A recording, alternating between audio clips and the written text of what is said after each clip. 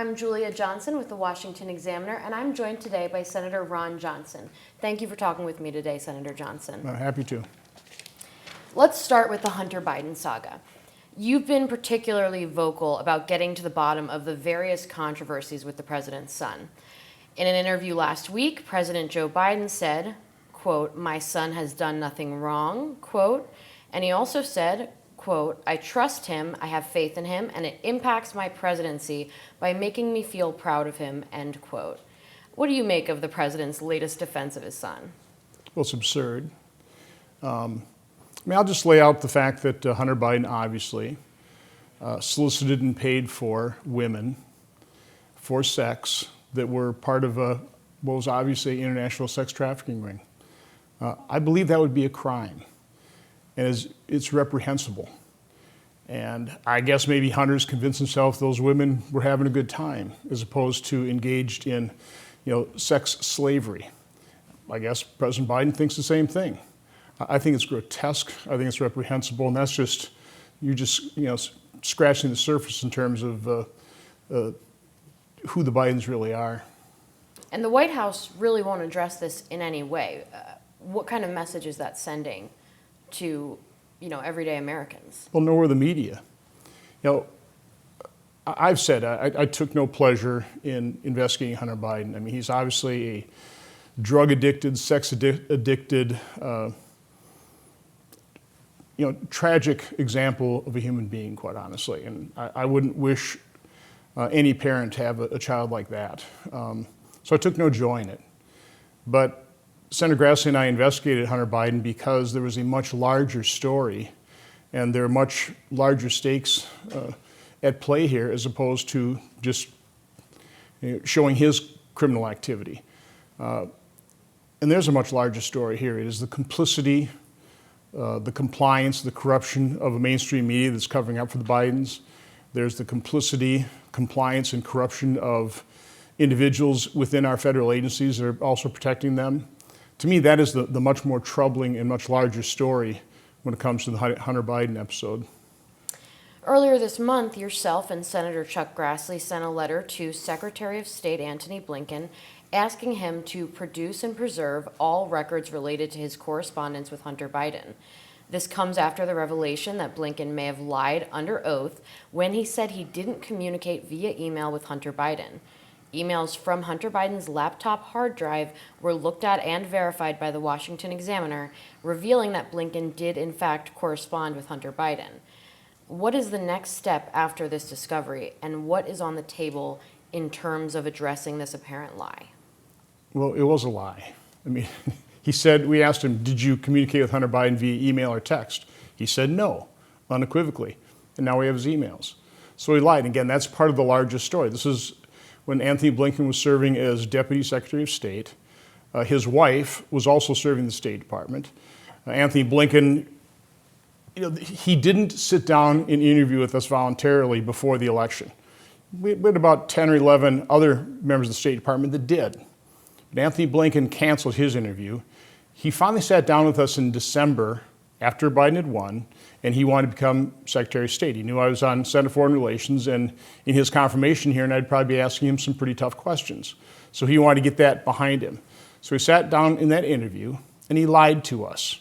Again, why wouldn't he have just said, well, I didn't know Hunter that well, and I may have texted him or emailed him, but it wasn't very frequent. I mean, that would have been a pretty bulletproof answer, but he didn't say that. He said no. Why? My guess is he didn't want us then requesting those emails because he knew how incriminating they were. I think an even larger story relates to Antony Blinken is then his wife act as a conduit. Now, why would she do that? Why wasn't, if Antony Blinken was doing nothing wrong in communicating with Hunter Biden, as Hunter Biden's trying to set up meetings between Burisma, the corrupt oil company's U.S. lobbyists, a Democrat lobbying firm, Blue Star Strategies. If there's nothing wrong with Hunter arranging meetings between that Blue Star Strategies, again, Burisma's lobbying firm, and the Deputy Secretary of State, why would Antony Blinken go through such lengths to lie to Congress and have his wife be the conduit for setting up the communication between Blue Star Strategies, a phone call between them and Antony Blinken? Why is that? Well, again, when you're trying to cover something up, it becomes pretty obvious that what you're doing is improper, wrong, or possibly illegal. House Oversight Committee Chairman James Comer is urging the Department of Justice to hold off on any indictment of Hunter Biden until the committee holds a press conference on Wednesday, tomorrow, regarding the investigation into the Biden family's business dealings. And he's promising to deliver new information. He's also claimed that any charges prior to the conference could be as simple as a slap on the wrist. Do you think the DOJ will take this new information into account and consider more serious charges against members of the Biden family if they're warranted? The Justice Department will do whatever it can get away with doing in terms of covering up for Hunter Biden or minimizing any charges. I've been concerned about this, almost predicting it for quite some time, that at some point in time, the Justice Department will do some kind of plea agreement with Hunter Biden. Part of that plea agreement will be to seal all records so that the American public will never know the full extent of what Hunter Biden and possibly Joe Biden did. So that's a real serious concern. I've experienced the corruption within the FBI, within the Department of Justice, within our intelligence community, up close and personal. We have been smeared. We have been given unsolicited intel briefings and then had those leaked for the purposes of smearing myself and Senator Grassley. So I know how these guys operate. I know the corruption. I have to say, I think the vast majority of people working in these agencies are people of integrity, want to protect our nation, provide national security, but there are actors, and unfortunately I think quite a few actors, that are advocates of the left, that are part of an effort to make sure that the left dominates, that conservatives are destroyed, and they'll do just about anything that can cover up for a Democrat president like President Biden.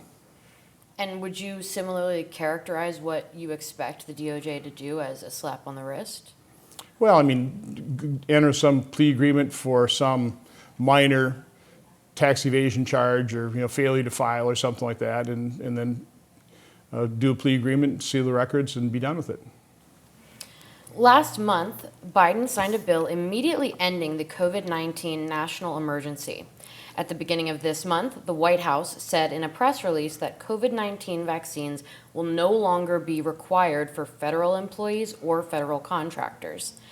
When a Washington Examiner reporter asked Press Secretary Karine Jean-Pierre if the administration was going to rehire anyone who had lost their jobs or resigned due to the policies, or if they would receive any kind of back pay, she said that she didn't have anything new to share at this time. Why is the Biden administration unwilling to address questions regarding the end of this emergency? Because they'll never admit they were wrong in how they handled COVID. I don't see how anybody can take a look at how the federal government, really over the course of two administrations, how they handled COVID and say it was anything but a complete and miserable failure. It was. Early on, I think its actions could be defended just from the standpoint we didn't know enough about the virus. I mean, nobody understood how deadly it might be, how transmissible it might be. We weren't sure of different drugs that could provide early treatment, but pretty early on, doctors with the courage and compassion to treat patients came up with multi-drug protocols that worked. And yet those protocols were sabotaged. And you have to ask yourself why. Is it simply because if you had an effective therapy, you couldn't get an emergency use authorization on a vaccine that put billions of dollars into the pockets of Pfizer and Moderna? There's been such corruption exposed as a result of COVID and the pandemic. I hope at some point in time a more curious mainstream media will start exploring this, but I doubt it because they're part of the COVID cartel. I've been saying this for quite some time. And to define the COVID cartel, we're talking about the Biden administration primarily, the federal health agencies, Big Pharma who have captured those federal health agencies, the mainstream legacy media who have also been captured by Big Pharma by their investment in billions of dollars of advertising plus the big tech social media giants. That's the COVID cartel. Collectively, they sabotage early treatment to push the vaccines on an unsuspecting and uninformed American public. They denied vaccine injuries were real and severe, some resulting in death. All this has been covered up, and they're going to continue to cover up. And that's what we're seeing play out right now. They quietly end the emergency, and they just try to ignore all the damage. I mean, the incalculable human toll of the economic devastation caused by the shutdowns, these vaccine mandates, the vaccine injuries themselves, they can't afford to admit it because the body count is way too high. But here's the problem. You heard who I described as the COVID cartel. They have the power to make it almost impossible to prove their wrongful actions. Last week, Rochelle Walensky, the director of the Centers for Disease Control and Prevention, resigned from her position. She didn't give a specific reason for her departure, but she wrote in a letter that, "I have never been prouder of anything I have done in my professional career." What are your thoughts on her departure? One of the rats fleeing the ship. She cannot justify her actions. I mean, I've written over 50 oversight letters. When I've gotten a response, they're non-responsive responses. And I'm asking good questions. I'm asking the kind of questions that the American public deserves to have answers to, and we're not getting them. You were supposed to be part of an event this week titled Diversity, Equity, and Inclusion in Medicine and Sciences, Uses and Abuses at the Medical College of Wisconsin. However, the college's president, John Raymond, sent a letter stating that he decided to rescind the use of the college's facilities because discussions about the event became unacceptably disruptive. What does that mean? Well, it means that higher education has gone totally off the rail. Higher education should be, colleges and universities should be places where diversity of thought is encouraged, where students are able to explore different ideas. They shouldn't be zones of censorship and repression, and that's what they've turned into, where our young men and women are taught to be offended at the drop of a dime, as opposed to being taught to expand their mind and have an open mind toward things, and understand that there are different viewpoints in the world and there are different opinions, and it's not always easy to determine right from wrong. That, the world isn't black and white, and universities should be areas where we fully explore that. But they've turned into institutions that just enforce a very leftist orthodoxy that's destroying this country. Yourself and Senator Blumenthal recently sent a letter to KPMG CEO Paul Knopp regarding the audits of 3 failed banks: Silicon Valley Bank, Signature Bank, and First Republic Bank. This firm was issuing relatively clean bills of health for these banks prior to their failures. How could they have been so wrong? How could our regulators have been so asleep at the wheel? I'm not a banker. I'm not an expert in banking, but I'm an accountant. It seems pretty obvious to me that when you've written regulations to have banks hold government securities, not hold any dollars in reserve in case those government securities, they can lose value, particularly when interest rates start skyrocketing. The value of those bonds is going to drop. They didn't understand that. Didn't understand that when they wrote Dodd-Frank. So again, this has been, once again, the response from government, the response from Congress in writing the Dodd-Frank law, the response by regulators, and then the auditors has been a complete failure. And it's really putting our economy and our democracy at risk. These bank failures should be concerning everybody. I mean, what's the next shoe that's going to drop? I'm hearing commercial real estate. We could be in some very tough times.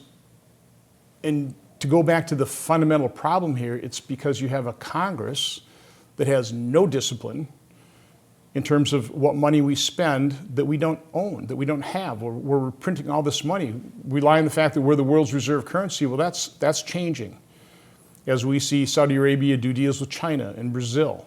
And all of a sudden, oil's not going to be traded in strictly U.S. petrodollars. We're going to start using different currencies. When that happens, all of a sudden, the U.S. government is going to have to be borrowing at world market interest rates. And then we have a real problem, because if we were just to revert to the interest rate that the federal government paid in its debt the last 3 decades of the last century, 5.3%, that added about $1.2 trillion just to our annual interest payment. That's about what we spend on Social Security a year. That's the magnitude of the risk we face that pretty much our society, certainly people here in Congress, are just whistling past the graveyard. They continue to spend like there's no tomorrow and continue to mortgage our kids' future. And there just aren't very many people like myself that are trying to sound the alarm. With the debt ceiling, are you expecting the United States to default? No, I mean, first of all, it's a phony crisis. If you had a Treasury Secretary with even an ounce of integrity and responsibility, that Treasury Secretary would say, regardless of what happens in Congress, we're going to prioritize the money coming in and we're going to service our debt. We're going to make sure we take care of Social Security. We're going to take care of the top priorities. We have more than enough revenue coming in to do that. Now, some of the agencies may have to put on hold some of their operations if that were to occur. By the way, it shouldn't occur. I mean, the House passed an increase in the debt ceiling and is actually quite modest in terms of what they asked in return. I was working with the House conservatives. They wanted a whole lot more. And I thought they were justified in asking for a whole lot more, returning to a spending baseline closer to pre-pandemic as opposed to fiscal year 2022. But they decided on 2022 to attract enough Republican votes to pass that. So there's the easiest way to avert this crisis at this point in time, just pass the House bill and move on. It institutes some fiscal controls. The REINS Act, I love that, permitting in terms of infrastructure and other types of projects. So there's some good, very good aspects to what the House bill passed. We should just pass that in the Senate, and President Biden ought to sign it. Do you think President Biden will sign that? I hope so. You have said that you'll support the Republican nominee in 2024, but you haven't explicitly made an endorsement in the primary. Are you planning to endorse? No, I don't endorse in primaries. Okay. I think endorsing in primaries is more about the endorser as opposed to the person endorsed. And from my standpoint, I look to the Republican primary voters to make that selection. And once we have a nominee, then I'll get behind the nominee. That's the way I've always done it. That's the way I'll do it this time. And what do you make of how the primary field is shaping up and some of the people who are expected to jump in the coming weeks? And we'll see how it all plays out. And what will be the defining issue of the 2024 presidential election, in your opinion? Well, what it should be is laying out the significant issues that face this nation that simply aren't being addressed. As a United States Senator now, for going to my 13th year, it still amazes me how unserious this place is. What a charade so much of what we do is. Right now the Senate, we're basically the human resource department for the administration. All we're really doing is voting on nominations. We're not addressing the crisis of the border. We're not addressing the crisis of our debt and deficit. We're not addressing the crisis of rising crime in our streets, of a military-industrial complex that seems to be ruling the roost. There are so many significant issues. The dangers of EMP and the vulnerability of our electrical grid, the insanity of spending trillions of dollars on climate change, knowing full well there's nothing we can really do to impact it, not to any great degree. So there's so many serious issues we should be talking about, and we're simply not. Thank you for speaking with me today, Senator Ron Johnson. You can find more exclusive interviews at washingtonexaminer.com.